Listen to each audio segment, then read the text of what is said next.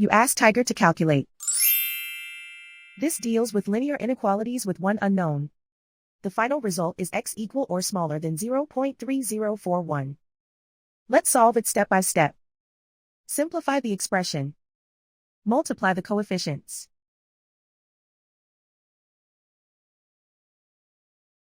Isolate the x.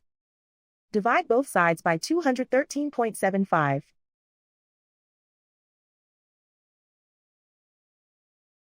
Simplify the arithmetic.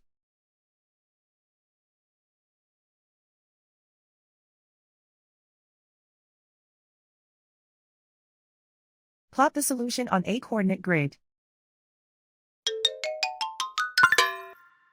And so the final result is x equal or smaller than 0.3041.